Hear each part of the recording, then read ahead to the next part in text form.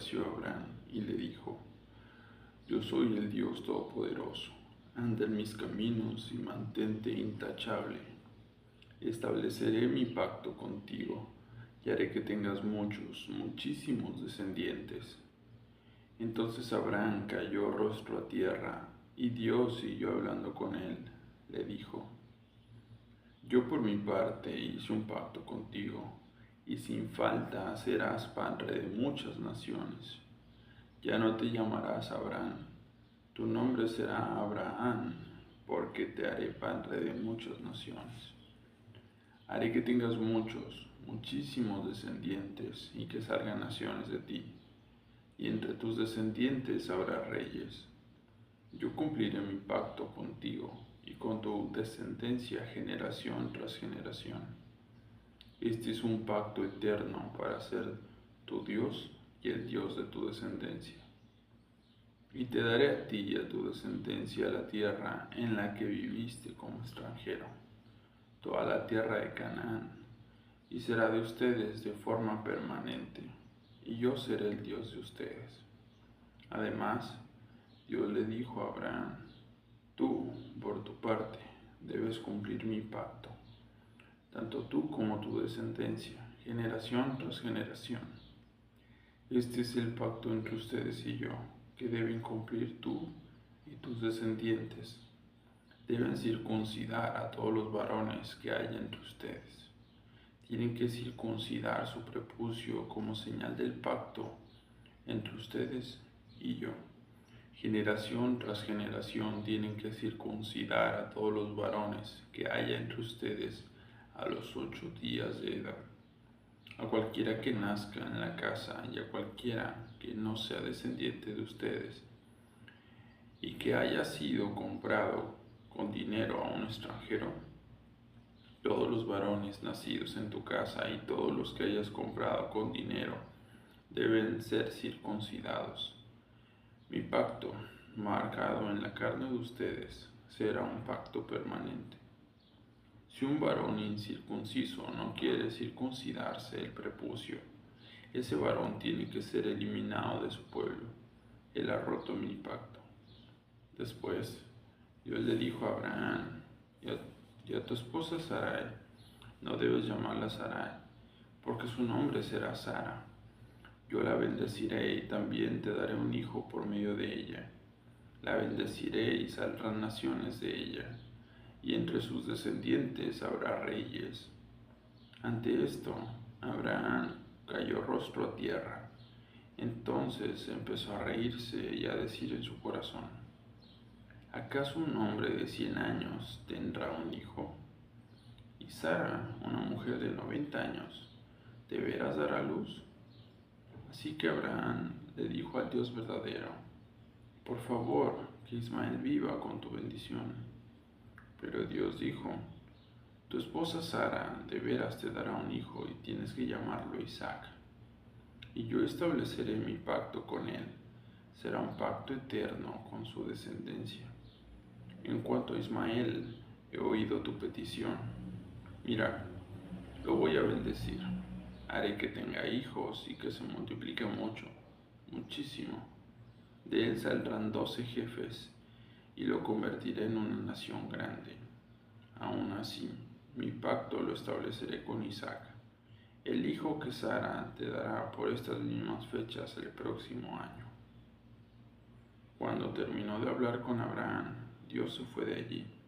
Entonces Abraham reunió a su hijo Ismael, a todos los varones nacidos en su casa y a todos los varones que había comprado con dinero, es decir, a todos los varones de la casa de Abraham, y circuncidó su prepucio ese mismo día, tal como le había mandado Dios. Abraham tenía 99 años cuando fue circuncidado, y su hijo Ismael tenía 13 años cuando fue circuncidado.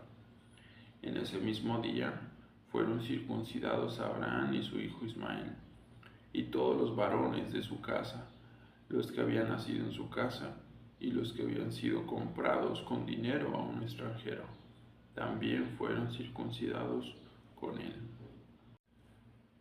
La circuncisión en tiempos abrahámicos fue el pacto que Dios le pide a él y a sus descendientes como una señal en la carne del hombre, en la que, si recordamos las palabras de Dios, le dijo a Abraham lo siguiente: para que yo sea el Dios de ustedes.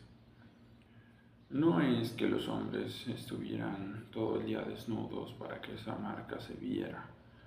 Hay que recordar cuáles eran los motivos por los que los seres humanos perdían el control en esta realidad, en la creación de Dios.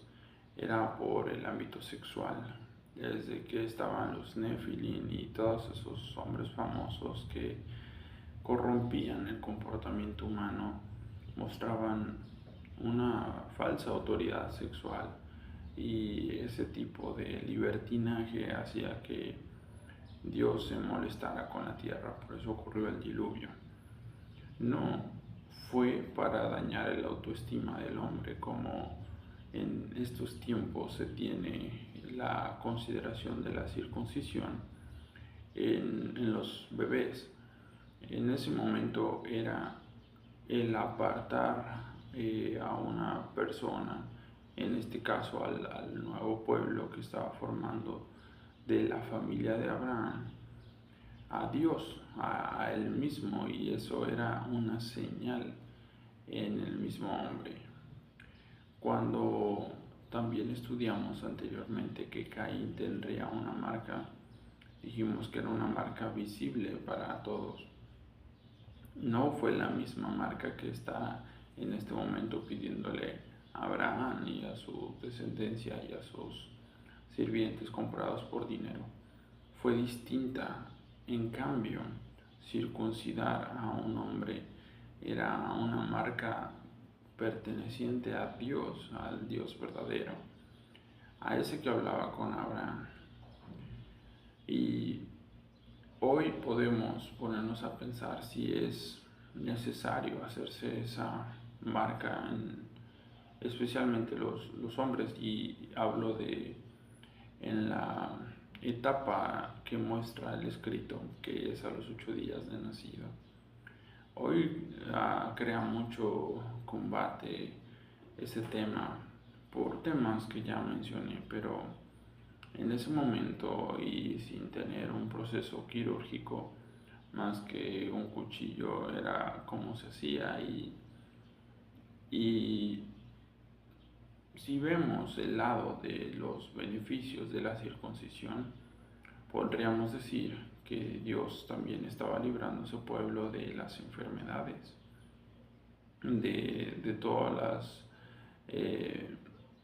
cosas negativas que trae el estar con comportamientos libertinos y ante tantas mezclas sexuales que existían en ese tiempo. Los musulmanes también consideran esta práctica como un pacto entre Dios y el ser humano. Además, vamos a mencionar el tema de la promesa a los 99 años de Abraham, cuando Dios se presenta con él y le dice: vas a tener un hijo. Él duda de que pueda tener un hijo por su edad, por la edad de su esposa. Si hoy nos enteráramos de que una pareja tendría un bebé, es más, a los 75 años de edad, creo que sería algo que se nos mostraría como raro en estos tiempos. Y tal vez en aquellos también era extraño que tuvieran hijos a esa edad. Como todo, no diría nada porque eran los jefes, pero sí hablaría las personas por ese hecho. Le llaman Isaac. Isaac significa risa. Y es una forma en la que Dios sigue mostrando que Él todo lo ve, sabe lo que pensamos.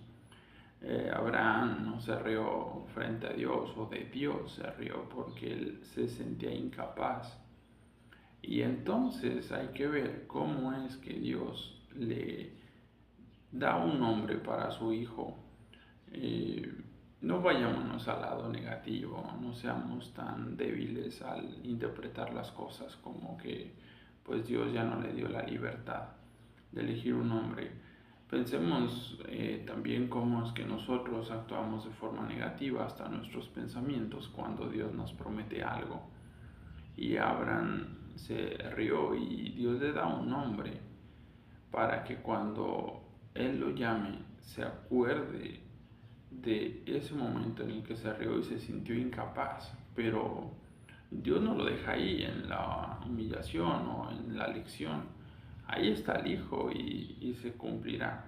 Ya me estoy yo adelantando un poquito, pero quería mencionar qué es lo que Dios hace al prometer, y cuando nosotros aún dudamos nos da una ancla para que caiga y entonces eso no nos tambalee más. Cada vez que Abraham vería y llamaría a su hijo por su nombre, recordaría ese momento en el que Dios estaba hablando con él y que Dios en verdad estaba aventando las anclas al fondo del mar. Y ese pacto que Dios inició con Abraham y con sus descendientes empezó muy firme, y hasta la fecha ese barco no se ha ido, no se ha desviado y nada le ha pasado.